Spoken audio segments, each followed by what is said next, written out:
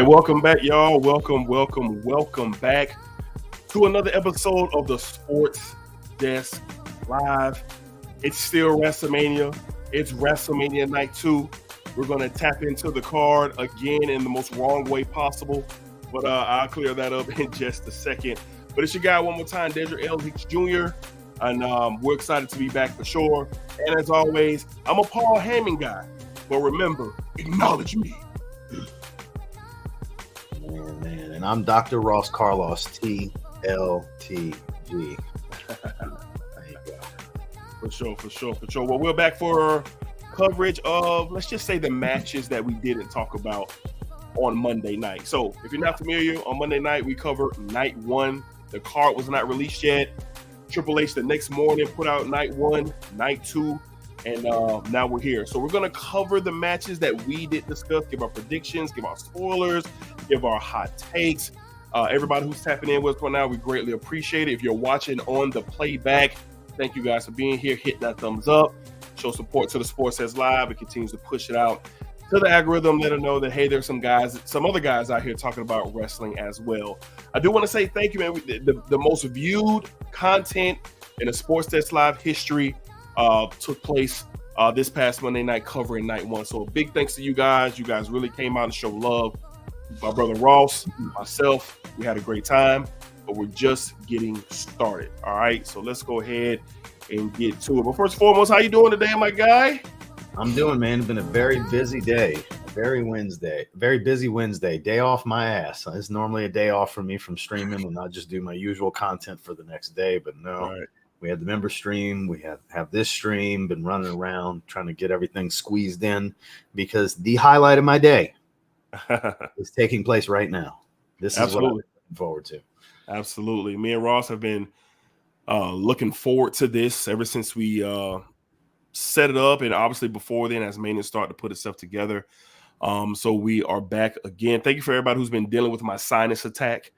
But we are hanging in there no matter what. The show must go on. So I do want to put my apologies out there just in case I sound a little bit battered and bruised, so to speak. All right, man. Shout out Gary. Gary's in the chat showing love right now. What's up, Fragrance World Order? What's going on, Gary? Glad that you are joining us tonight. We appreciate it. All right, Ross. We covered all the particulars on the first show, but let's go ahead and start with Monday Night Raw.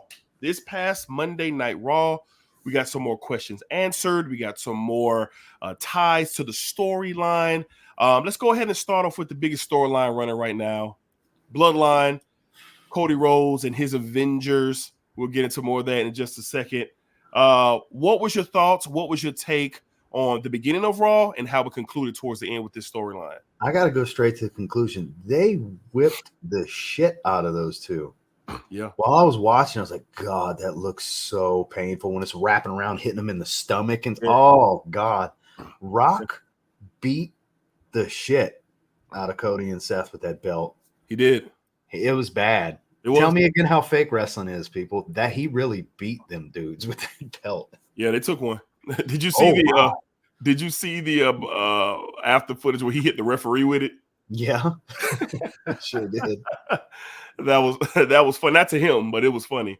So the opening segment, pure disappointment just with the fans. I think that was a terrible tease. Nobody cared to see Solo and Seth. I get it was to set up for the angle. I understand that it needed to take place, but what a horrible tease. That it could have been Seth and Rock. It could have been Seth and Roman. You knew it wasn't going to be either as soon as he said it, because, of course, the crowd's going to go crazy. It was dangling the carrot and then reeling the carrot back, you know. Of course, they're going to boo for Solo, but it makes sense. Of course, they set up an angle for them to come out and do that. So as far as execution, it was about as well executed to set up for the main event angle, because that's all it was about. It's not about the match. It was just to have a couple of spots to show here's what a Bloodlines rules, just a no DQ match could potentially look like. Sure. So I was good with it. I think the booking with it was what it should be, and it was well executed for what it needed to be. And backstage, Seth and Cody had to really get there. Because I know Cody always talks about how he loves the violence. He's let MJF beat the hell out of him with a belt on TV and AEW.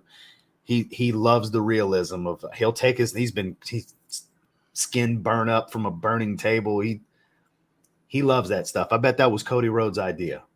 And Probably. he reeled Seth into that. So Seth took one for the team. He definitely did, because you could tell he was not enjoying it at all. No, God. I mean, the way he was riding like pain, that was not a sell job. That was real pain. That was real pain. Yes. Yeah. Yes. I kind of, I love the opening. As we were wrapping up night one, I was getting text messages about just the energy. And as soon as I turned on and I rewinded it back and started from the beginning, it was just spot on. Brooklyn was a live crowd. I love the throwback look from The Rock with the vest. It gets better. Yeah, it gets better and better. I love how they finally got his theme song, the final boss, correct. They got it on point. Just beautiful demonstrations from everything. And then just to see the tease, Cody's not cleared to be here tonight. Poppycock, we knew he was going to be there. So it was a soft build. Nobody bought that. No, I don't think nobody should have. But it was a soft build. He's not here. Go home. Soft build. Yeah, and this is around the time where the chaos really happens. Week before the big event, you got Monday Night Raw. SmackDown's coming up on Friday night. This is usually when the chaos ensues before we get to the premium live event, which is WrestleMania 40 this year. So I thought all in all it was great. But you know what the highlight was for me on Monday night, Ross? Tell me. Drew McIntyre's promo. The best spot of the night. This guy is killing it. This guy, best character work in the business. I said it Monday. Best character work in the business. He is at the peak of his career right now. I agree. I think that since he's gotten the green light, so to speak, because I saw an interview that he did. I don't know who it was with, but I just saw clips of it on Instagram. And he was just saying, when him and Triple H was talking upon, everything that was going on, the struggles, trying to see where he fits in. Triple H just gave him the green light. Triple H gave him the green light, told him to be himself, get creative, and let's make the best of this. And I can tell that Drew has no pressure on him. I can tell that Drew is just free flowing. And it's really good to see a guy with that kind of talent. And I remind you, Drew McIntyre has been a part of the business for, are we coming in on 20 years? Yeah. Like on and off. Remember, we're looking at a head of creative that, like the ad-lib segment with Punk, Rollins, and Drew the other day. And it was riffing. And like the funniest thing of all was like, you want to know what I think? Punk went, nope. Just casually, like you can tell that wasn't scripted. The reason I say this is because the guy running creative made a career on ask for forgiveness later when he had the microphone. Yes. So of course, if he believes in a guy, he's giving him the old school, go cut a promo and work. So go sell me some tickets. Go ahead. How Vince used to look at it years ago. Go sell me some tickets. Go ahead. And we're back to that mentality from the 90s. And he's a clear-cut representation. Shining in it right now. Clear-cut representation of where this content of WWE and wrestling are headed. Folks, we're just getting started. If we can't see the writing on the walls that the more adult-based cinema content is dead.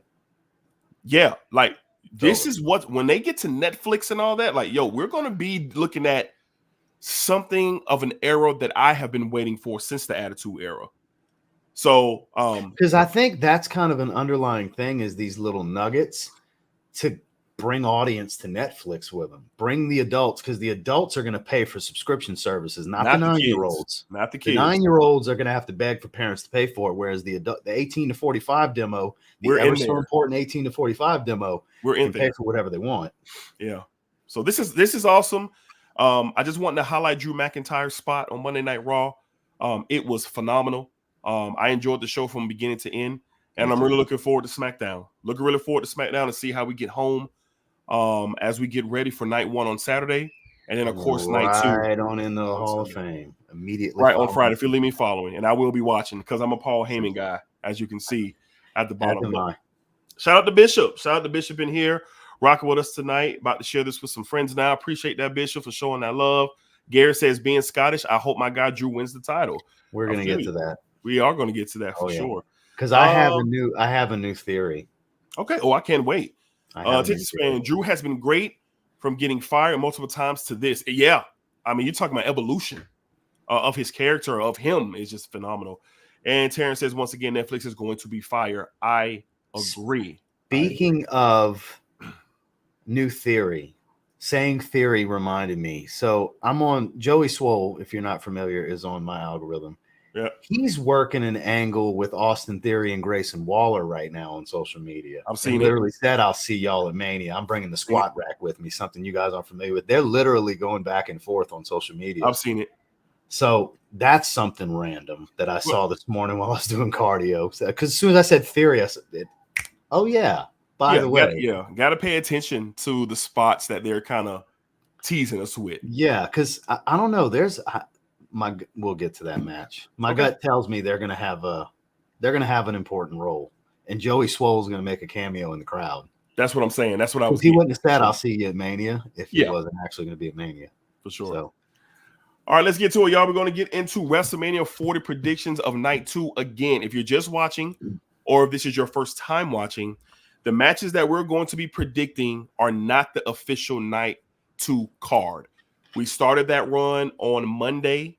When we did the show on Monday, the card was not official. So I just want everybody to understand and follow us as we get ready to break down the matches that we did not discuss on Monday. But this is the official card. So whether you want to watch our Monday Night 1 stream and our Night 2 stream, just put them together and the predictions are going to stay the same. All right. So let's go ahead and get into it, my friend. Let's do it. First, man. Now, on Facebook real quick while you set us up. Okay.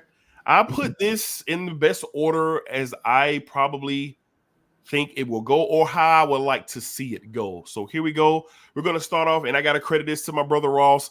He got it in my head now. You got to start the show off right. And I just see this as the most entertaining angle possible. Here we go. The 6-team tag team ladder match. This is a loaded. We are on the same wavelength, sir. Okay, good. That's what I think is going to open Night 2 as well. DIY, Judgment Day, the champions, the legendary New Day. Big angles coming from this ladder match. Miz and R-Truth. Of course, we have, I love Waller. He's just so funny to me. And Austin Theory and the New Republic, I believe is what they're calling themselves. New Catch Republic or something? New Catch Republic. Yeah, they changed it a couple of times. Yeah. Used to be British Strong Style. Right. They've had a couple of names. So, Ross, let's go ahead and kick it off, my friend. Let's go down how we always go down the lane. What are some of your spots here, and who's your winner? The Joey Swole spot I mentioned earlier. There's going to be a brief thing when Theory's down there. They're going to have a little thing because he's a social media celebrity. He's big time on social media. He's got millions of followers. And they literally worked an angle that told me, okay, he's making a cameo during this ladder match. So I think Awesome Truth. I mean, they're gonna have their little angle, Waller in Theory, but Awesome Truth and DIY are gonna be your belt winners here because they're splitting the belts in this match. Yes, they are. It's been made clear they're splitting the belts. They made it clear, yes. And I think that's your two winners. Let's get that out the way now. DIY is taking the Raw titles. SmackDown titles are going with Awesome Truth. Miz and Truth are going to go to SmackDown is what I think is going to happen. Okay. I think that's the way it'll shake out. Could be wrong, could be the opposite, but either way, I think that's your two tag team winners. But big thing here is dissension in the Judgment Day. Big angle from here is dissension in the Judgment Day. And this leads into my theory for later in the World Heavyweight Championship match as well. Okay. But I think we're going to see some big riffs, like a little bit of a shoving match kind of type of riff. Maybe not exactly pushing each other, but some real heat between Finn Balor and Damian Priest. Right. And that's going to bleed over into later in the night, I think. Talk to me about your thoughts on any of this. So I'll start in my perfect world. I would love for Waller and Theory to win titles. Possible. I would love to see them do it. The only thing that has me hesitant is the angle. What's his name again? The celebrity, Mr. Swole. He's going to cost somebody. It's going to be the comedy angle. And I hate it for this type of match. This is a sacred match. Let's go all the way back to Hardy's, Edge of Christian, and the Dudleys. Let's go all the way back there. This was the birth of this thing back at WrestleMania 16, 18? WrestleMania 2000. 2000. So that was I the believe it birth, was WrestleMania 2000. of this style of match. So I would like to see Theory and Waller win the SmackDown titles. That's what I would like to see, but I'm not going to go with that. If it's not Awesome Truth taking it there, I think that since they're already on SmackDown, I could see that happening because then you have the little shit heel tag team group with one of the set of titles. Because DIY is babyface team. So that would make sense because Awesome Truth's a babyface team. Screw it. I'm going to go Waller and Theory. You might be right. To win the SmackDown. That's my honorable mention that it's between those three teams for the two sets of belts. Going to go with them. And then I think you're right on DIY winning the Raw titles. Here's what's missing that I know Triple H and the creative team is going to focus on for the rest of the year in 2024. Building the tag team division as a tag team division. There's always been so many put together teams. And look, we've had some really put together teams. Rock and Do Love. Rock and Do Love, Austin and Do Love, Rock and Sock Connection. We've had so many Triple H and Stone Cold. We've had a lot of different Austin and Shawn Michaels. Like Austin's been a part of a lot of combo tag teams. So we've seen Shawn Michaels and John Cena were tag team champions. Right. And we've seen it. But I think for the wrestling culture that's so alive and well, I think if you could get you a nice tag team division going, you got the AOP, you got the Street Profits, you got some real solid tag teams who could give us some incredible matches. This is exactly why FTR will be back in the WWE. Yeah, for sure. That is the inevitable. I don't know exactly when their contract's coming up, but it will happen, especially since Punk's back and that's their boy. And we need to bring him back, which they were already Triple H guys. Right, and they'll be here soon. That's the inevitable. They'll be there soon. They're probably going to – it's going to be them and the Bucks at the end of their tournament, but they ain't winning. The Bucks are. And I think within a few months, I think their contract comes due finally because I think they had a short extension.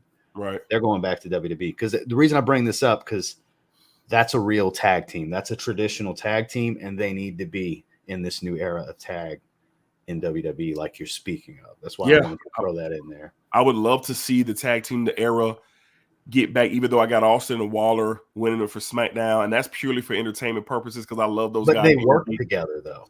Right. That team works. They do, but they're not going to be together forever. Theory's going to get another crack at something. He's too talented. They're going to turn on each other. The heel teams always turn on each other. That's how that happens. And Theory's going to end up probably turning on Waller because Theory's in the doghouse right now. So once he gets out, he'll get back into the mix. But DIY, Raw Tag Team Champions, Theory, Waller, SmackDown Tag Team Champions. Am I fully confident in Waller and Theory? No. But I think we can agree on DIY is getting one of the sets. I do. They really put in the work and they really turned into a real good tag team. I think they found a nice niche and they bring a lot of excitement on Monday nights as well. When I went to Raw in Tampa, them and Judgment Day, that was match of the night. They're great. They're great in the ring. Right. They really worked a phenomenal sports entertainment and pure wrestling match. Like it was a great dual style of match with Finn and Damian. It was great. It was match of the night. The crowd was nuts for it. And for me, the tension between Judgment Day has been little C's being dropped over the past couple of weeks. But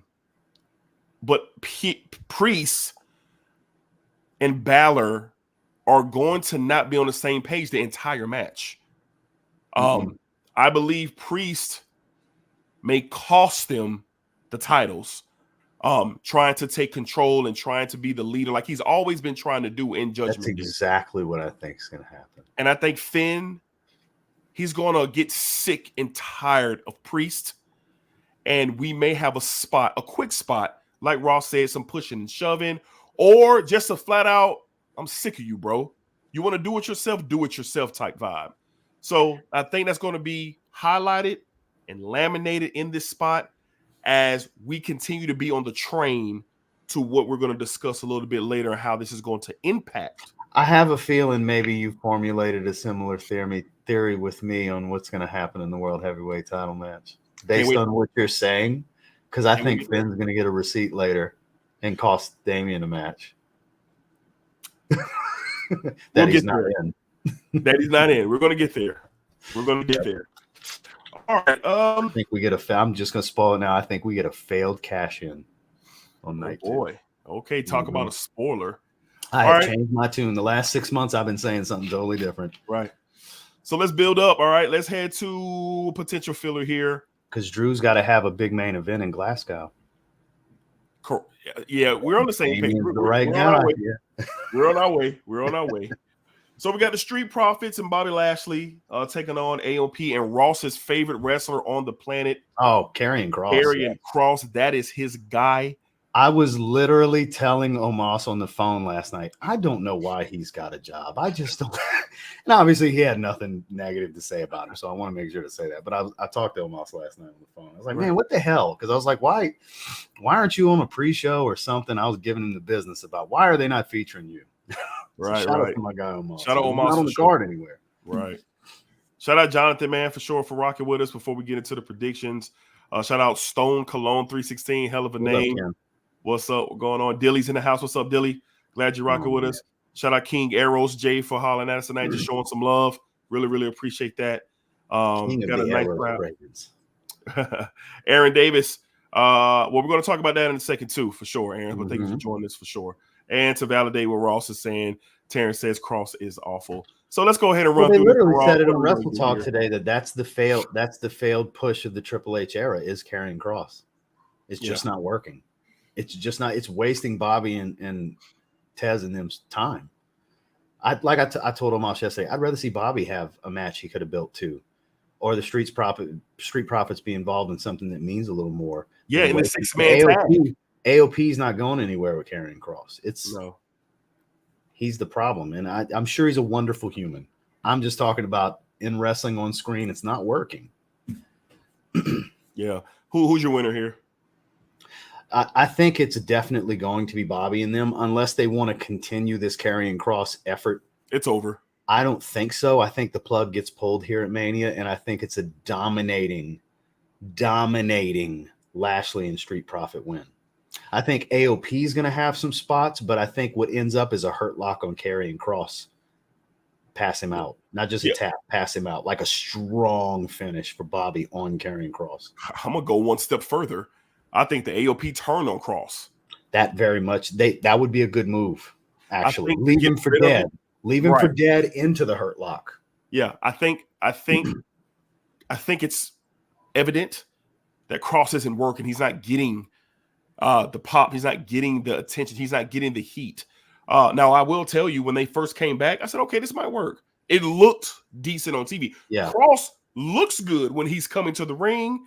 His wife's with him. He looks like he's going to get us in the mix of something. But when he opens his mouth and he starts to wrestle, it is not a great combination. Not to it's pile like on a the failed guy. effort of a reimagining of the Bray Wyatt character in some ways. Oh, that's awful. Kind of. Kind of like a reimagining. That's awful. Not the same character, not a cult leader. I get what you're saying. You know what I mean? Like old Bray Wyatt character. Yeah, it's awful. It's awful. But to answer my own question, like I just asked Ross, Bobby, Street Profits, dominant win. I think the other angle is you get Kross out of TV, you get them off the main light. AOP, keep them obviously in the mix in the tag team division and let them go on their way. And I think this is going to be one of those manias where we actually get a surprising amount of angles that are going to set up continued storylines and new storyline developments. Right. Because I think one thing they're going to want to try to do is avoid that post-Mania lull that we've always had. Whereas there's this downtime in stories and story development. Right. I don't think Triple H is going to want to allow that to happen. So we're going to get a surprising amount of angles and twists and turns and splits. And right. I don't think every match is going to have it, but I think ones like this, like AOP turning on Kross, totally see that happening. That makes sense. That way you can still save them. It's going to bury him, but pulling the plug is burying somebody. That's just what it is. No, I agree. I think it's going to be a great thing for this to be over with AOP. Yeah. Look, he had tons of push. It's just not working with the audience. Not working. All right, let's move on to, hold on 1 second, StreamYard loves the trip on your boy. All right, so we're back. I couldn't see my matches anymore. All right, so let's go down to the next match that I have slated. I think after this match, you kind of need to pick me up, right? So let's get to possibly one of the better matches, in my opinion, that could take place. this entire WrestleMania weekend because this kid's just a star, y'all. We got the triple threat match for the United States Championship. Kevin Owens, United States Champion Logan Paul, the Viper, the Legend Killer, the Legend period, Randy Orton. I can't wait to talk about this. United States Championship match. Let's go ahead and kick it off, Ross. I'll let you get started. Spot of the night, man. Lead us off. The spot of the night? Spot of the night's coming in this match. Besides the main event, obviously. But as far as the rest of the card, let me say this. Aside from Roman and Cody, take the entire rest of the weekend, this is spot of the night. Paul's going to do a lot of crazy stuff here. Mm-hmm.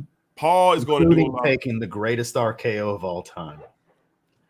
Oh, yeah, you know it's going to be That's special. The spot I mean. Yeah, they have been working on, because that's the thing. On the podcast, he was talking to Randy about these crazy RKOs people come up with.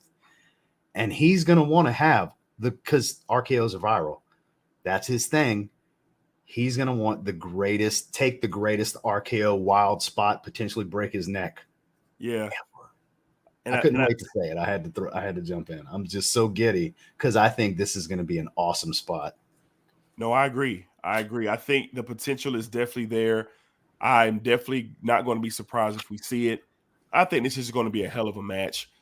I think all the elements that you need for this to be combustible are there. Kevin Owens is he's an underrated gem. He never gets his just due. I encourage anybody, if you're not familiar with Owens' work, go down his rabbit hole of great matches, great promos. This guy's just a gem, and he's going to show more talent like he always does in this spot here. But I think that Owens probably didn't have to be a part of this match. I'm just going to be honest. It was just to put him on Mania, basically. And I respect that because he deserves to be here. Yeah. So Logan, he headlined last year. Right. Logan and Randy, that should have been the spot. But we're going to get bulk of the match. I think we're going to get the bulk of the match because Kevin's going to go through a table or something, and he's just going to be out of commission for probably 15 minutes. And I think Randy and Logan get down. Now, I think that Orton wins this. Oh, we're not on the same page. I think Orton wins this, and here's why. Logan, when he comes towards the biggest spots of the year, and then he goes away. SummerSlam is too far away for him to hold on to this title for another 3 months, unless they want him to be the dormant United States champion because of what he could do on social media. I get that. But on Impulsive, that belt's sitting on the table right there. Triple H loves that. I guarantee. I know he does, and I want, my heart is saying go with Logan. It really, really, really is. But I'm just looking at the trajectory of how wrestling is going. If there wasn't an advertised poster for Cleveland SummerSlam with him and the title are the only thing on the poster, I would say yeah. But here's where I'm at with that. He's going to get a crack at that world title. He's going to get a crack at that world title coming into SummerSlam. That's my other angle for him. I think that he is a megastar, as he says. And in the era of wrestling that we're in, if you don't think that he's going to maximize his podcast, his YouTube channel, and his Instagram to sell this SummerSlam in Cleveland, and WWE is not going to put him in a massive spot. I'm talking about massive. He did get main event in Saudi Arabia. He did against the tribal chief. So that's where my mind is. So I'm not poo-pooing the United States Championship. It's a legendary championship with some of the greatest of all time who've held that title. This dude's had more title shots, major title shots in a year, first year of a career, than anybody. Most people have had in their 20-year careers. Yeah. So I bet dudes that have put their time in hate his guts. Of course they do. I bet they do. Of course they do. But you know what's undeniable? He's such a natural. Timing. Exactly. He's so good. The talent is just undeniable. He's great on the mic, great energy, and he's a great wrestler. But I think Randy ends up getting this win. Randy's been through a lot. I think this could be a salute to Randy to have this United States title, have a couple of fun matches. Because his angle with Reigns or his angle with Punk, I don't see it on the horizon. After Mania, Cody angle, right? So, but he's on SmackDown. But is he on SmackDown? I don't know. So, I think that Orton That's has the thing. Cody's going to be on SmackDown soon. That, friends, is a little spoiler. Okay, so I don't know. I'm gonna go Randy here. So, what do you think? Where are you going with this? I think you're probably right, but because of the poster for Cleveland SummerSlam is what screws it up for me. Okay, It's literally if they wouldn't have put that poster out before Mania, I 100% think they give Randy a win as his comeback, his first Mania back. Right. Especially no matter what, it's going to be spot of the night with this crazy RKO. And I mean, it's going to top the Seth Rollins RKO from Mania, which for those of you who don't remember, that was the step up where he popped him up 15 feet in the air and caught it. This is the greatest RKO of all time. That was incredible. Think about this. Out of Cody Rhodes' mouth, Seth Rollins in that him and Goldust versus Roman and Seth, greatest crossroads of all time was on Seth Rollins. Greatest RKO of all time was on Seth Rollins. So shout outs to Seth Rollins for being like the spot king in WWE. Absolutely. Besides Jeff Hardy and Edge in that ladder match. Greatest spear of all time. I don't know how he didn't kill it, man. But I'm so 50-50 on this because part of me wants to be logical and say Randy based on the information. But that poster for SummerSlam with Logan Paul really screws me up. So I'm leaning Logan Paul retention because we have a falling out with KO and Randy. They're buddy right now, and there's going to be a spot where they really go at each other, and one of them is going to cost the other. I can see that as well. That's what I'm leaning to. Okay, all right. I think we're going to get a good spot here either way. It's going to be a great match. Yes, it's going to be a great match, and I'm looking forward to it for sure. Full of athletics and a whole lot of sports entertainment. A whole lot more sports entertainment than wrestling. Absolutely. Yep. All right, let's get caught up on the chat here. We have some Karrion Kross talk. Stone Cold said he has so much potential. Let him shine. I feel you. To each his own. Well, look, sign him to your promotion after he gets released. Kross in NXT was great. He was. Main roster, massive flop for sure. Yes, I agree. Let's see. You think Kross will do well in AEW? About the same, probably. That's where he'll end up. He probably a fit better. I'm just gonna be honest with you. Probably a fit there, fit better for sure. Let's see. Jonathan said this match is gonna be crazy. Talking about Paul, Randy, and Kevin. Kevin Owens on the mic. Nobody cracks me up more than Kevin Owens. He's really funny. He is hilarious. Really funny. RKO and Logan will be the steal of the show for sure. How about the other day when him and Randy were leaving the room after they were gonna tag together, and out of nowhere. I forgot who was interviewing him. He's like, y'all might want to watch out. And he drops both of them. He's like, Randy, I did it. Let's go hang in your bus. Like, he's just hilarious. Everything he says. Very funny for sure. Let's see. The Bishop showing that love for those recently joined the stream. Please, if you would, remember to hit that like button to support the channel. It goes a long way. Appreciate that, Bishop, no doubt. That stunner into the RKO last week was bananas. It was. Let's see. Anything else on? I see my favorite Jaguars fan has entered the chat. Shout out my guy, man. Shout out my guy, Mr. Mood'em Chains, my brother Rashad. Yes, sir. What's up, fellas? I have no idea what y'all talking about, but I'm here for the support. And that's why I love you, bro. Appreciate the support, no doubt. Fragrance returning in the house. So, gentlemen, don't know squat about Rashad. Just to support these two studs. Again, we appreciate that. Thank y'all guys for the love. Definitely appreciate it. All right, let's go ahead and get to the next match. I'm excited to see how this plays out. Here we go. All right, we have Dominic. Look at Dominic. This is so funny. Dominic Mysterio and Escobar taking on the legend Rey Mysterio. And I keep calling this guy the Last Dragon. I know that's not his name. I do. Baby Ultimo Dragon? Yes, that's what I keep calling him, man. Looks kind of like Ultimo Dragon. He does. This is going to be a very athletic and fun spot here. Luchador heaven, so to speak. Super Lucha Libre. Lucha Libre. Ross, I think Dominic and Escobar are going to look phenomenal. Santos and Dominic are going to look really good. And the whole point of this is to get Dragon Lee over. Yes. That's the whole reason he's involved in this match. Rey is just there to support and help put all three of these young guys over. And he's going That's to. what this match is for. This is Ray saying, let me elevate these guys at Mania. That's what the conversation had to be behind the scenes. This is going to be fun. It's going to be a fun match. This is a wrestling lover, especially if you love Lucha Libre. If you're a AAA fan, great spot. You're going to want to see this match because it's going to be phenomenal. Who's your winner? I think we get a heel win. Me too.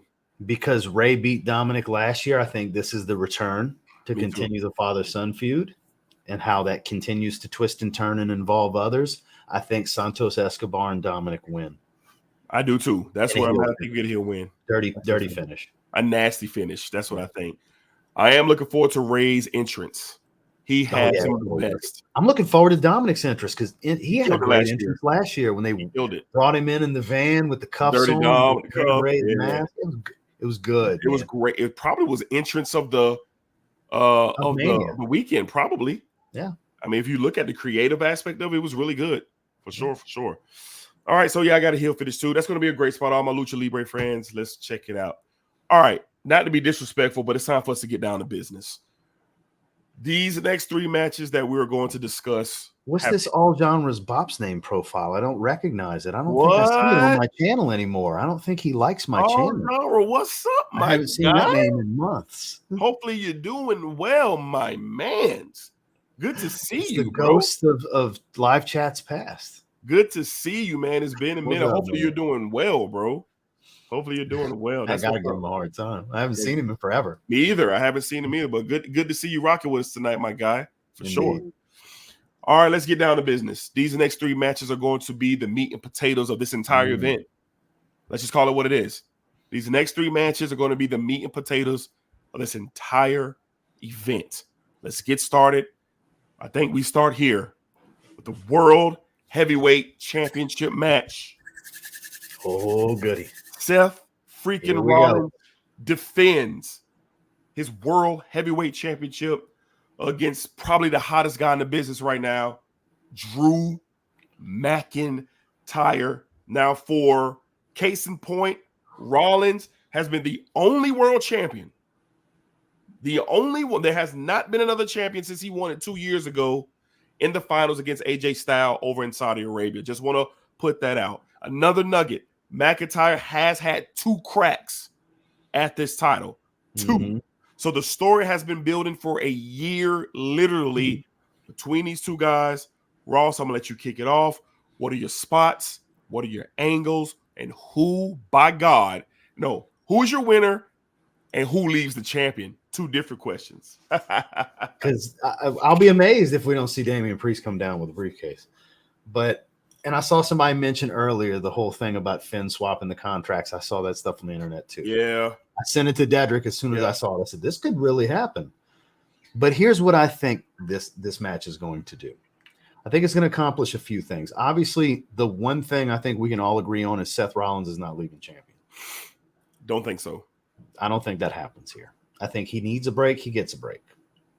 He did what he could with it. He's been involved in everything. It's break time for Seth. So I think he's going to sell the injuries a bit throughout. I think Drew's going to be maniacal with the way he's going to work the back and the knee. And I think they're going to continue to make CM Punk a strong part of that match while he's at that commentary desk. Because we haven't brought Punk's name into this yet. Because, yes, they want to just have him on Mania. It's just more star power, but it's the further storyline for Drew and Punk later. I think Punk physically gets in that ring at some point to try to cost Drew, ends up having a scuffle with Seth and costs Seth. Boom, gets kicked in the mouth to Claymore. New champion. They start jaw-jacking. No big deal. Punk ends up doing something to get over on, because Punk he got his arm messed up again last time they tried to have a scuffle, but Punk ends up putting him on the ground with something to make him look strong and make Drew look immediately in a weak position for Damian's music to hit. And because of the issues earlier in the ladder match, Finn Balor is going to play a role in creating a failed cash-in effort because that contract is going to get cashed in. I don't necessarily think it's going to be the swap contract theory. Could be. Who knows? This is just what I think is going to happen. I'm not involved in the booking back in WWE. I think because of the heat earlier, this is the true falling apart of Judgment Day is the two of them. Once they crack, it's over because you already see Rhea's getting fed up with Dominic. Dominic's kind of doing his own thing. So I think that's where it's going to go. JD's just JD. He's just there. He's just there. He's the footstool in the group. Yeah. But I think that's what's going to happen. He's going to cost Damian the cash in. He's going to get a Claymore too. And Drew's walking out with the title, looking strong for Clash at the Castle, which is going to set up Damian he wants his fair shake at that title. I got screwed out of my cash in. He's going to earn some kind of number one contender thing, and he's going to be Drew's match at Clash at the Castle. I still think, even though we're changing the booking that you and I have been talking about for so long with how we get to Damian and Drew, we still get Damian and Drew. We're just getting there in a different avenue. That's what I think. Instead of Drew being on the chase for Damian, I think Damian failed cash in, but still starts working a big program with Drew right away in the main event spot once he's away from Judgment Day. That's my thoughts. So we haven't had a great breakdown for sure, Ross. So here's where I'm at. Rollins loses the title. I think it's a grueling match. Punk gets involved. I'm along the lines of you.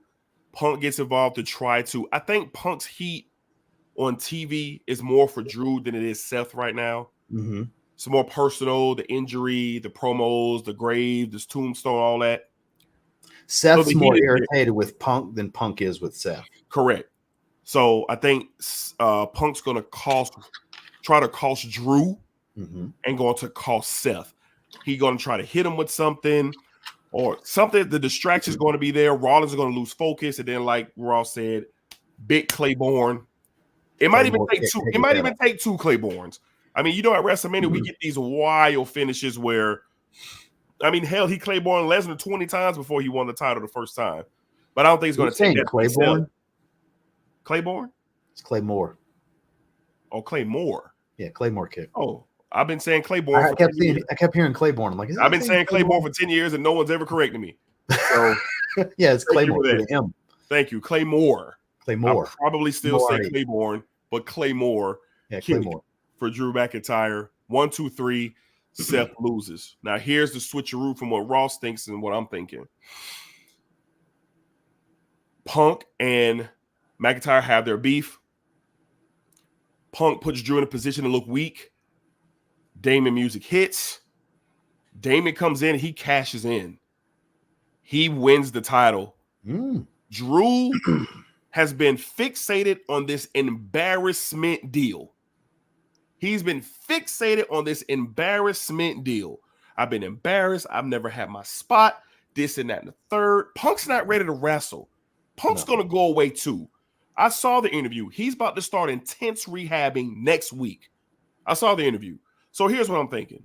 Yes, Clash at the Castle is coming up. What better environment that you can create to crown him a champion in his home country?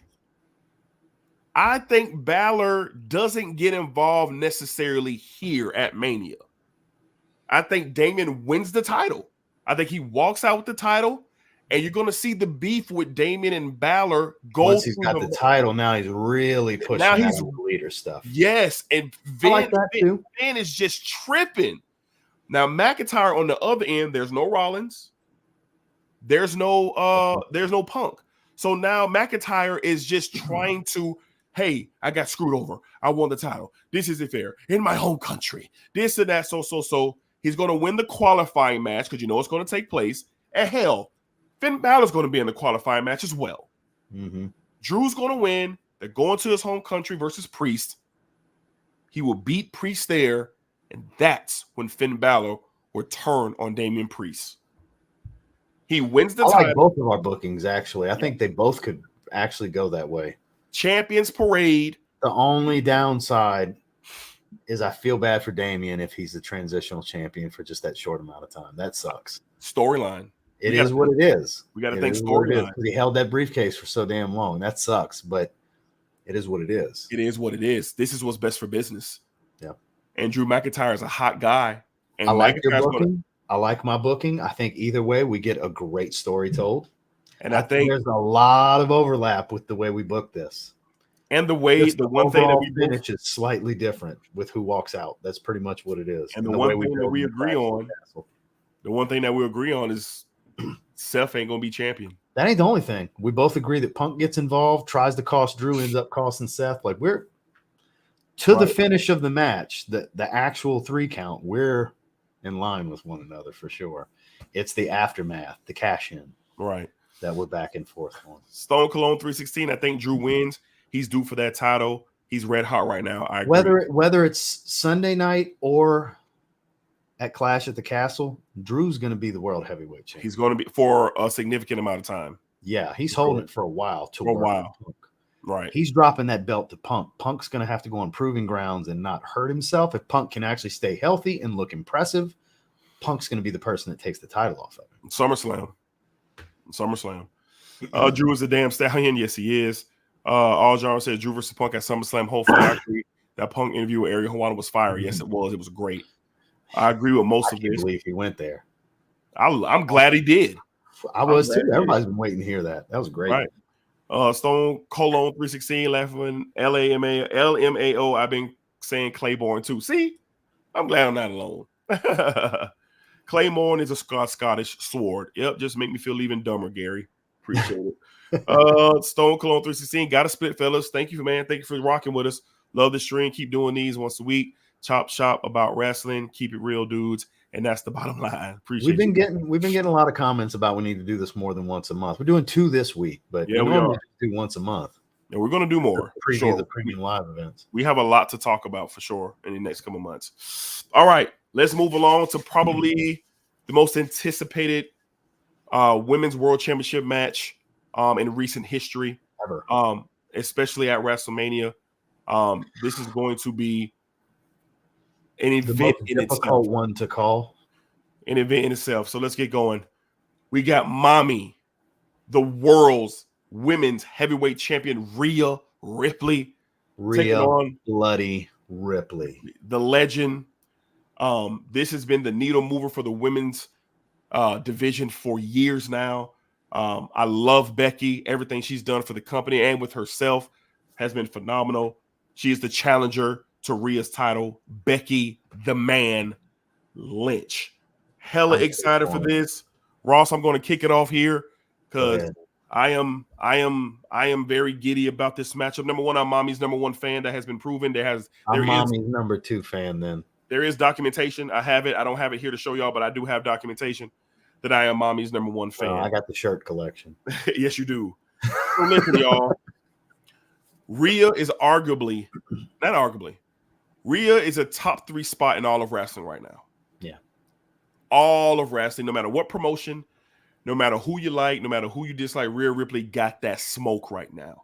Mm-hmm. She has built herself over the last year, not only catapulting from the talent that we knew she already had, but she's now elevated to superstar status. If you didn't see Elimination Chamber and hear the pops when she walked out in front of her home country and the pops that she's getting on Monday night after Monday night after Monday night and all these different events, Rhea Ripley just has it. Like, she has it. She has what Charlotte Flair has. She has what Becky Lynch has. She has what Bianca Belair has. She has what Trish Stratus and Lita had. She has that thing when she comes out into the arena. All eyes on Mommy.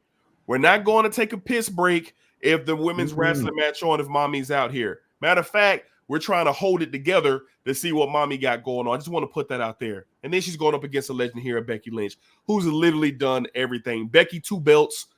She's been a drop. Becky Balboa. She's done everything. Heel run, face run. She's incredible. Brawler at its finest. The Rumble is the only thing she hasn't. Well, yeah, she did. I'm sorry. She won a Rumble. She won a Rumble. She didn't win Elimination Chamber. That's the thing she hasn't done.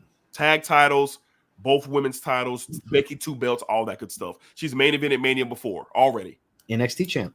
NXT champ recently, for sure.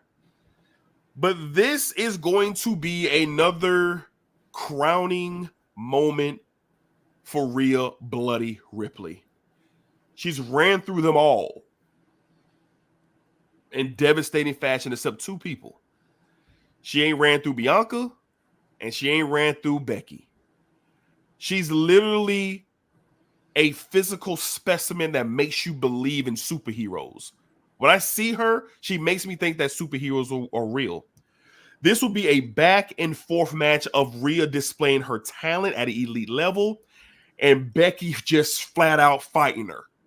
Just flat out fighting her, brawling her, whatever she could do to stay in it until eventually this match is going to run long. I don't think this is going to be a short match. And I think eventually when it's all said and done, Rhea's just going to be a little bit too much for Becky here. Becky has been running out the storyline. I gotta know if I can beat you. I gotta know. And there's no way that they crack Rhea's energy for just a moment for a legend right now. Rhea Ripley wins this match clean. Rhea Ripley gains more respect. And I think she walks out retaining the Women's World Championship in a classic.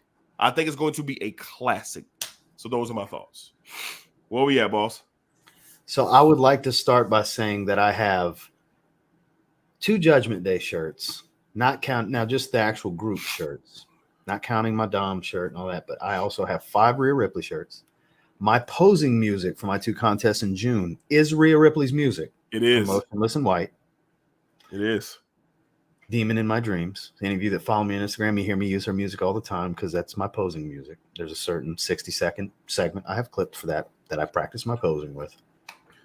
I have sent her Erotica Minnie Mao from New Notes Fragrances through the Nigerian giant Omos. Incredible. I have gifted her a fragrance. She has a fragrance that came from me. Incredible.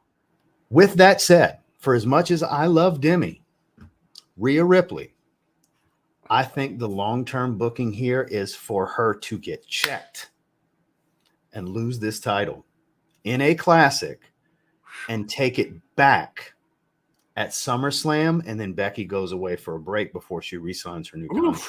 Wow. I think Rhea's going to work a program with Liv without the belt in between, work her way back to being hungry for it again because she's gotten to the level of I'm a megastar and I'm overconfident. And Becky's the underdog story, and Becky's the one to check her. That's what I think the booking's going to be here. I think the loss is going to do her character more good in the long run than the win does. That's where I'm at with it. It's actually the opposite of what you booked it here. This one's so close to call because honestly, I love both of them. Like Dedrick was saying, I'm good. I'm good either way. But that's my thoughts on the booking. Okay. Because of the involvement up to the summer. Hell no, Ross. There's still Liv. I don't care what you think. This is my opinion. That's funny. This is my opinion. I think that's what's going to happen because you have the Liv Morgan storyline sitting there waiting for Rhea. And I don't think it's just going to be a beating the hell out of Liv Morgan thing because without the belt, there's more of a chance for it going either way for her to have to climb to get back to Becky because they're the best when they have to climb the mountain. She's been sitting on the mountain for a long time and got comfortable. Okay. And she has come across as this overconfident, I'm unbeatable. This is my division. You know, and I think based on the way they've presented Becky this time around and they've presented Rhea leading up I think Becky's going to take this belt off of her. Well, let me ask you this. Do you think that with all of the clues of Seth going away, Becky won't go with him just for her to come back later? You don't think both of them will go away together? Very much could be the case. I'm just asking. But I think the story, long term it looks better because if you don't have somebody take the belt off of her, is it believable for Liv to take the belt off of her? No. So then who? Then we have another Roman Reigns issue for 3 years where it doesn't make sense and any credible threat they actually bury. I think Becky has to be the one to check her to make her climb back to take it again for another long stint. Okay. I think that's where the character needs to go personally. Again, this is just my opinion. Sure. Of course. I love Rhea. Right. Love Rhea Ripley. I do. Becky was my number one for the longest time, for years. I'm a Becky Balboa, Becky Two Belts kind of guy. I love the man, Becky Lynch. But I'm Mommy's number 2 fan right behind this guy. Okay. I love Rhea Ripley. I think that's what makes sense for her character. Okay. To continue to build and develop this character. I don't think you can have her at a peak and stay at the peak. There's got to be ups and downs to build more legs to this character. And I think that's the way to do it. I think if Becky doesn't check her, who does? You have to wait for Charlotte to come back. That's the only other way. Charlotte's got the only other one that could check her, because I don't see them running into Bianca with her yet, because I think that's next year's Mania is Rhea and Bianca. Because that's the only time Rhea gets the big threats. She ain't getting Bianca till Mania 41. And I think she'll have the title in Mania 41. Okay. This is just my thoughts, because I think she's going to take it back off of Becky. I don't think we get a trios thing. I don't think we get a 2 out of 3 thing. I think it's 2 matches. And on the return match, it's such a decisive victory for Rhea. She damn near squashes Becky because she got hungry to go get it back. That's what I think the booking's going to be. That's in my perfect world. That's how I would book the character. Okay. Well, definitely looking forward to this match either way that it goes. I'm very excited for this one. The buildup has been really good. I love the fake pushing and shoving that they did on Hawani's show. That was really dope. That's kind of like back in the day promos where the superstars would show up on like real life television outside of the WWE wall, so to speak. So that was really cool to see Becky call up the Hawani and say she's outside. That was great. And then it was really good. It was really good. So looking forward to that. All right, guys. Again, I want to make sure to say I'm good either way. Rhea walks out holding that belt. I'm happy. I'm singing her praises. I'm all for it. Right. But in a perfect world for me to book her better long term, I think she needs the loss. I don't want the loss. I think the character could use the loss. All right. All John says, I love the story of Mommy's dominance. Terrence says Charlotte will be back late. Yeah, she's not ready to come back. Yeah, she ain't ready. Aaron says Mommy not losing. I think she beats Liv and Becky at Backlash. Okay, could be highly possible. All right, guys, we got to get to it. This is all speculation. We got a lot here that we got to break down. This next match. I mean, my God. I mean, we've biggest Mania main event of all time. I'm trying to think of the correct word here to give this match its respect. Just looking at that gives me the chills. We have, like Ross said, the greatest pay-per-view, the greatest main event in WWE history. I think it's going to go down as the greatest main event in the history of this business, because what it's going to entail and the stories it's going to tell. The two biggest superstars, in my opinion, right now running, Reigns and Rhodes. They've been building this program for a year and some change now, and we're here. We are here. The Tribal Chief, the WWE Champion, Roman Reigns, against the American Nightmare, Cody by God Rhodes. Ross, I've been tripping. My mind is here. My mind is there. Pit of my stomach says a Roman retention. They've done a phenomenal job building the conversations like me and you have been having, and especially what we're having right now. I think the entire wrestling world is going to come to a complete stop. I think people who are casual fans are going to yet again come to a complete stop, building off what happens on Saturday night with night one, as we get the greatest tag team match in WrestleMania history between Seth Rollins, Cody Rhodes, the Tribal Chief, and the People's Champion, The Rock. But this right here, for me, I've been going Cody. For quite some time. I just thought it would be the perfect send-off for Roman, for him to go and do whatever it is he wants to do with some time. I thought it was going to be the perfect send-off for the bloodline in general, the storyline. But the reason why I'm going to go Reigns retains at Mania. I'm smiling because I read Terrence's newest comment because I was going to be going there in a minute. Well, I haven't read it yet, so I'm going to look at it. Don't read it. Don't read it, Terrence. We're on the same page. The bloodline, the layers haven't been peeled back yet. Like they started to be peeled back. There's so much left. Now I get probably if Reigns lose the title here, Cody wins. Is the bloodline story done because Roman doesn't have the title? No, it's not over. I know that it's not. But I'm leaning towards The Rock not turning on Reigns at Mania. I don't think it happens either. I don't think it happens at Mania.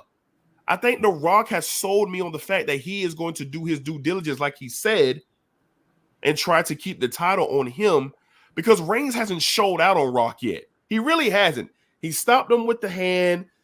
He hasn't really showed out on Rock for Rock to give him the big 2 middle fingers. He hasn't done that. The moral of this story is the new hoodie Roman's been wearing. Family above all. So I'm going to go Reigns here in a classic. Listen, my heart will hurt for Cody if he doesn't win this. I think the whole theory of an Avengers ending is definitely possible here.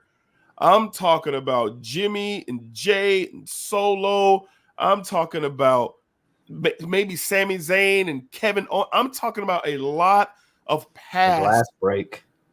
If that glass breaks, I'm telling you now, if we hear the glass break, Cody's winning. If that happens, I don't think they waste Stone Cold. I don't think they waste it. You can't waste because what are you going to do? If he's involved, Cody's winning. Babyface is winning. I think the storyline builds. I think the storyline continues. I think Reigns retains. And I think he goes on a couple of more months, and his demise will happen between him retaining at Mania and when we get to SummerSlam. That's where I am right now. Now, when this show is over with and the sun rises tomorrow, Lord willing, I'm still around, my whole mind might be somewhere else because they got me hook, line, and sinker. So I'm so torn in this one because I think everything we're going to say here tonight is not going to be accurate. I think this is the most twist and turn. So the pit of my stomach says the same thing that Roman Reigns walks out with the title and pisses off everybody because that's been the thing of his run. Roman Reigns wins, lol. You thought you had me, didn't you? That's the meme. You thought you had me. Yeah, when he came, like after Mania for the post press conference last year, he did it. Looks, what's the matter? I see a bunch of disappointed faces. Not what y'all expected, huh? And life's a bitch and still. Life's not fair and still. That's a shirt with a goat head on him, an animated version of him holding one up, and it said "Life's not fair and still." They made that shirt, this past year too. All of this leads me to believe they're going to piss the fans off. But do you run the risk of ruining what you have with Cody by pissing the fans off? Because I don't think you can hold him for a third year. No. I don't think you can hold everybody invested in this, finish the story thing for another year. I think if you don't do it now, it won't mean shit if you do it later. Nobody's going to care. Few will care. Let me rephrase that. But with that said, Terrence brought up Jay turning on Cody. I did mention the family above all hoodie. And I think begrudgingly, because Jay has said all throughout these years, I'll always do whatever for my family. Family first. It's family. You wouldn't understand. So when push comes to shove, because Rikishi is going to be involved, his father is going to make him help. And he is going to begrudgingly put that Air Force One in the jaw of Cody Rhodes. But, and this could be my heart booking this, I don't think Cody leaves without the belt. The pit of my stomach is telling me Roman Reigns, and maybe even my brain, my stomach and my brain, my gut and my brain are telling me logically they're going to piss the fans off. My actual heart and what I want tells me Cody Rhodes walks out the champ. So I really can't book a finish here. I can book what I think is going to happen, but the actual finish, I'm legitimately 50-50 split on. I really don't know. Yeah, that's I what I'm. can't wholeheartedly say Cody's walking out with the title, and I can't wholeheartedly say Roman Reigns isn't Yeah, walking out with the title. that's how I opened up my soliloquy. Like, they've done a great job here. Like, I don't know. There's no definitive answer here. I've never felt lacked so much confidence in booking a finish in a match ever, to where, sure, I'm never always right. That's just, I mean, no one is. you hope for the best, but Yeah. more times than not, you can kind of see what's coming with a lot of things when it Not comes to here. booking and wrestling. Not anymore. Not this story. There's too much involved. I think it's going to be one of the greatest matches of all time and it's going to be loads of sports entertainment. This is not a purist of fans of wrestling. Watch the Lucha Libre tag match. This ain't for you if you worried about just the greatest wrestling match. And No, you're not going to get that here. You're not going to get that. You want headlocks and arm drags. You're not going to get that here. Chain moves. You're not getting that here. No.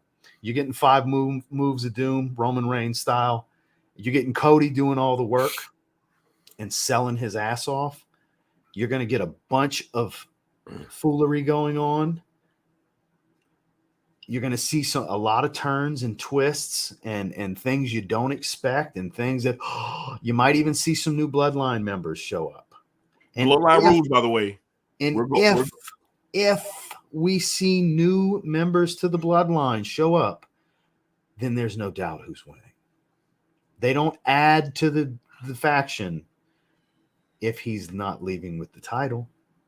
So this, I can't believe on the live stream. I can't just like shoot from the hip and say, nope, it's going to be this, because I think either way, it's 50-50. I'm wrong. I'm leaning towards Roman. I'm leaning towards Roman too. If I really gun to my head, I think they pissed the fans off. And like you said, if Cody doesn't win it here, Terrence will be the only person that's not pissed off.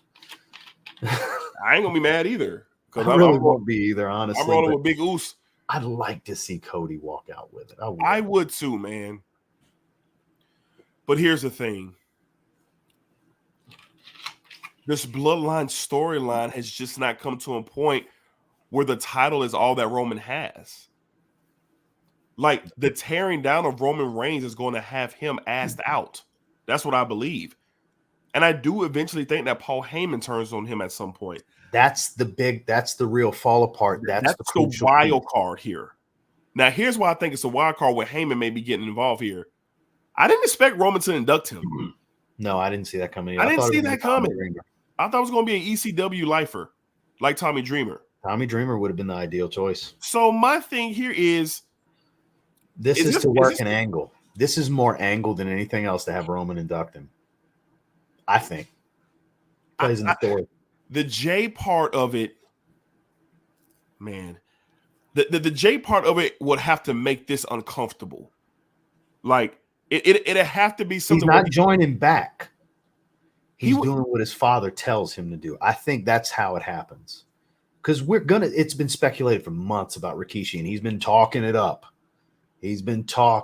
Man. So I think he's going to be forced to do the right thing by his family, is what he's going to interject in. That would be so uncomfortable to watch. And I'm going to be honest with you, that booking would suck. Because it'll make for riveting storytelling in the moment. But how much more? How much more can we go through with this bloodline layer? I mean, are we really going to set this up where Roman loses it by swinging on his own confidence once again, and then Rock wants to check him at SummerSlam? Do we want to see that? I don't want to see Rock take the belt. No. That's what I'm saying. So what are we going to get? What? At no instance or juncture do I want to see Dwayne Johnson with a title ever again. If Cody doesn't win it here, who's the next viable option to challenge Reigns? There isn't one. That's Cody's where I'm literally the only one. Cody's got to be the one. He literally said, "I'm the one." There's purpose with these promos and the nuggets that they give us. There's purpose. I agree. So I'm so I see the Jacob Fatu comment because there's speculation for that too. That's what I'm saying. We see Jacob Fatu show up. Roman ain't losing. That's a new bloodline member. You know, it's man, it's so hard to call. I I've think never been so indecisive on booking a match in my life. I think you and Terrence are onto something for sure. Because if the family is going to get involved, I went back and watched that documentary. There's nuggets in there. Yes, it's There's nuggets all intentional. in that Everything is documentary. intentional. I'm going to be listening to Roman very closely as he inducts Paul Heyman. So I'm going to be listening a lot.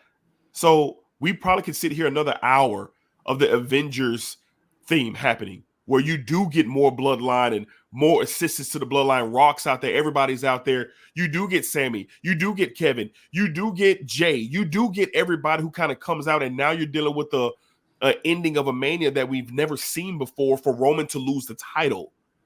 Man, if we could circle back real quick, because think back to Sunday. They made it a point throughout Roman's journey with the footage they were showing to show all these behind the scenes things of praise and hugs and kisses on the cheeks and whispers in the ear throughout his career from Paul Heyman. And he's now inducting him. That is the final piece to the puzzle, is the Paul Heyman turn, and it's going to break Roman's heart. Because he turned on Paul Heyman already. But Paul Heyman, then it ruined my life. It's 5 o'clock shadow. What am I going to do? He then proves his loyalty, turns on Brock, who he's with forever. But point being, they're intentionally showing us how close Paul is to him long before this storyline. They're intentionally showing this to people and now having him inducted because Paul Heyman is the piece. Just to really hammer home for those of you watching that, I know Terrence gets it in All Genres Bops. Y'all seem to be on point with it, but that is the end of the bloodline, is when Paul Heyman turns on Roman Reigns, because that's the last piece. Garrett says, why would you build Cody up for 2 years to kill him twice at Mania? To make Roman Reigns really look like the greatest of all time. I'm torn. He hasn't passed Hogan's reign up yet. Yes, he's going to pass Hogan up for main events at Mania, but he hasn't passed the days up yet. That's another thing playing into it. They want him to pass Hogan. He'll never pass Bruno. They won't let him have it for that long. Yeah, that's what, 8-9 years or something like that. Yeah, like he'd be way out. I don't think he's going to want to wrestle that long.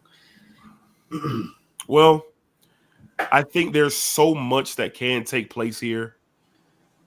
I'm a big Roman Reigns guy. Acknowledge me, big oops. Love Roman. He's top 10, top 5 all time throughout the entire history. Not if you look at Bleacher Report's rankings.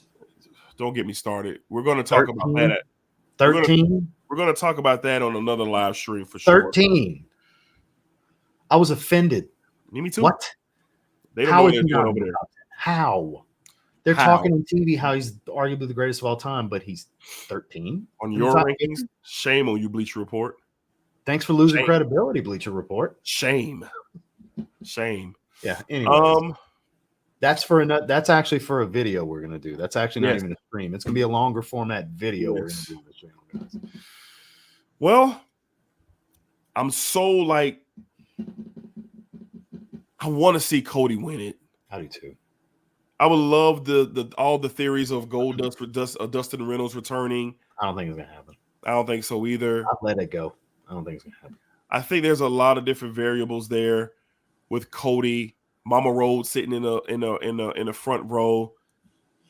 That's definitely happening. And that's what I'm saying. Like Mama Rhodes being out there just for her to be obliterated by The Rock and Cody being Aaron brought up Lance on why he's been mentioned in wrestling media in the last couple of days. Yeah. Too. And he's even said stuff on Twitter about it. So me personally, I would have to watch this all alone with the hoodie on my head, with the hood on my head, sitting in Indian style in the middle of my office, head up like I'm a 5-year-old child, watching this entire hour and 30 minutes of a main event. That's probably what it's going to. With entrances, yeah. We're going to get the longest main event in the history of WrestleMania, and it's worth it. So looking forward to it. It's an emotional, if you're a real wrestling fan, not the casuals, and no disrespect to y'all, but if you've been invested into this Roman Reigns bloodline character, and then watching Cody's return, finishing the story, can't recall a rivalry that I've been more invested in, like emotionally. Because here's the thing: if Reigns wins, I'm going to be holding up. Like I'm just gonna. But if Guys, Cody when I'm wins, watching Raw or SmackDown, anytime his music hits, no matter where I'm at, if I'm watching, I acknowledge my tribal chief by my damn self. I don't care. Here. I'm But if involved. Cody wins, you're talking about the most emotional moment in wrestling history outside of the Montreal screw job. You're talking about the most intersecting stories, in my opinion, are the two greatest stories they've ever told, and they're intersecting. Cody's story, when you look at how WWE was able to make it a story because of the actual history and then what he did when he left to come back to this, that's one of the best stories they've ever told. And then the Bloodline story is the best story they've ever told. I think it's 1 and 2 with the best they've ever done. And they're intersecting for 2 straight years. It's phenomenal. It's emotional. It's easy to be wrapped up in. It's easy to get disappointed and excited by at the same time. You want to talk about having a fan base hook, line, and sinker? This story. Terrence says he told you in the documentary, if I'm not the top guy, I won't be here. He says that story is not ending in less than a week. I can tell you now, after he loses the title, he is gone for a long time. I have that on good authority. He is leaving for quite a while to go to Hollywood and start making some movies. Joe Anoa'i. That is happening this year in 2024. He's not going to have the belt for Mania next year. But when does he lose it? Is it now? Is it SummerSlam? It's one of the two. It is one of the two. One of the two, he is losing his title. Do you not build Cody now? It makes sense now. If not now, who buys into SummerSlam victory? How do you build it back that he can win? I mean, you take him into Cleveland, Ohio, for Christ's sakes, and he's out there being the world champion with the most American-themed wrestling pay-per-view you have outside of the Great American Bash is SummerSlam. So how do you not capitalize on that, man? That's what I'm saying. I'm stuck, bro. I'm stuck. But this is the beauty of it, guys. WrestleMania 40 this weekend, night 1 Saturday on Peacock exclusively, night 2 on Peacock exclusively, SmackDown Friday night, the Hall of Fame right after SmackDown. There's so much to watch. There's so much to pay attention to, and it's all going to lead up to Reigns versus Rhodes and the most anticipated main event in this company's history. In the history. I have to do this here and now and take a moment to acknowledge WWE with the soft live stream clap. Because when you get the smart marks, because I would consider us smart marks. Sure. The smart fans that like to book everything and think we know it all. And right. Like we're doing right now. This indecisive, WWE has done a better job than they've ever done before. When you get the entire wrestling world that invests the way we do in the big sports media, because we're just fans on a little channel talking about it, trying to get this thing going. There's much bigger outlets that they can't call. They can tell you something, but they don't really know. Even the ones on the inside, your Sean Ross Sapps and stuff like that, your Dave Meltzers, they don't know. Guessing game. When you get wrestling media and dirt sheets and smart marks to where they really can't call what's going to happen, WWE has done their job better than ever. Because we genuinely have to wait, watch, and see what happens. We can go in with all the expectation we want, and most people are going to get something different than they're expecting. It's so kudos WWE. They finally put it together. I apologize for anybody the man hurt, but in a weird way, thank God Vince McMahon's a scumbag so he could get the fuck up out of WWE and we could get to this point. Because wrestling isn't just cool again. It's better than it's ever been. I've never been this excited about WWE on a week-to-week basis. I'm so torn, man. Me too. I'm just torn. But this is a part of it, right? This is a part of it, and we're going to find out, y'all.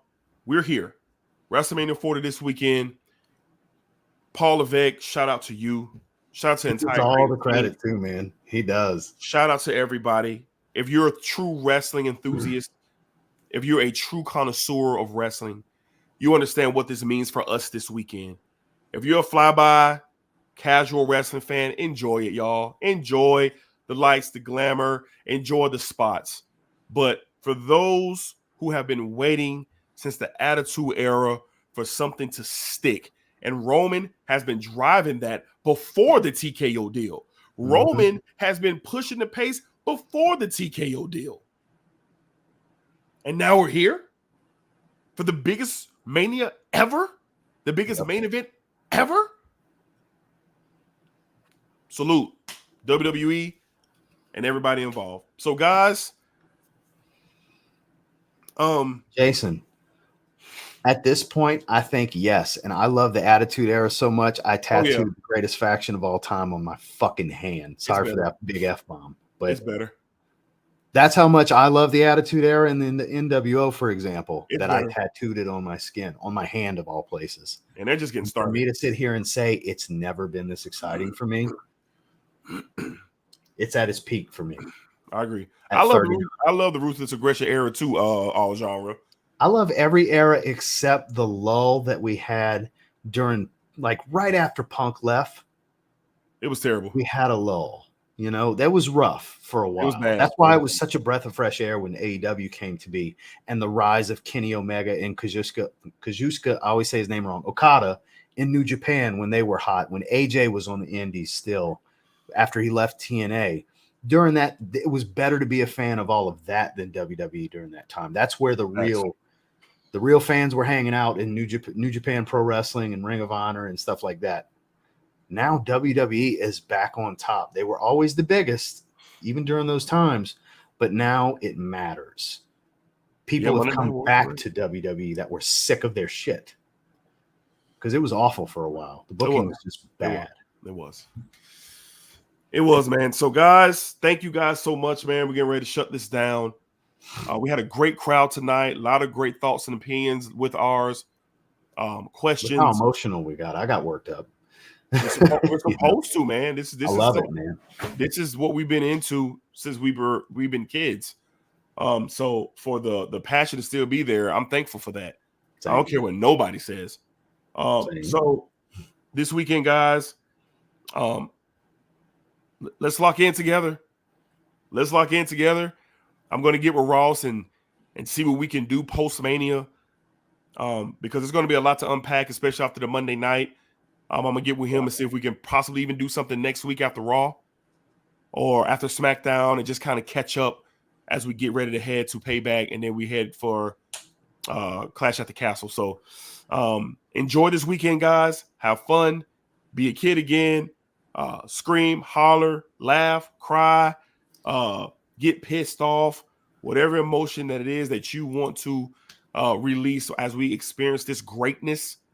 Have a WrestleMania watch party if you have some wrestling friends around you, because this is going to be one that's going to be exciting to have people around with. Saturday night, he and I are going to watch it together on our computers. Yes. We're going to do a split screen and watch Saturday. Sunday, we need our moment alone for the main event. It's going to be a lot. It's going to be a ride. It is. But Saturday, we're watching night one together. Yes, we're going to have a great time and then kick it on Saturday night. So thank you guys again for joining us tonight on Sports Desk Live. Had a blast on Monday. Had a blast again this weekend. If you're watching a replay and you made it to the end, appreciate you. Hit that thumbs up. Share this content. Our last stream on Monday night. I'm losing my voice here as we go. I told y'all my sinuses is kicking. But on Monday night, our biggest content that was pushed out yet happened on Monday night. I'm excited to see what this does because we had a solid crowd yet again. A big thank you to my brother Ross for coming through with me yet again. And talking about this and showing emotion and showing passion and interacting with the crowd. We had a great time. Ross, any final remarks before we slide? For those of you like All Genres Bops, for example, and Fragrance Fraternity, if you're still here, this is a little bit different side of us than when we're talking fragrance content. Of course. This isn't the fragrance channel. You really getting some emotion with us in here because wrestling's emotional for us, especially for me. You see me getting worked up for this. Yes. I love this shit. Absolutely. I love this shit. I feel and it's never been a more exciting time since the mid to late 90s. That's the last time it was this exciting. Agreed. Dedrick, thank you for having me on. This is Of always the highlight of my day. Anytime we do a wrestling stream, course.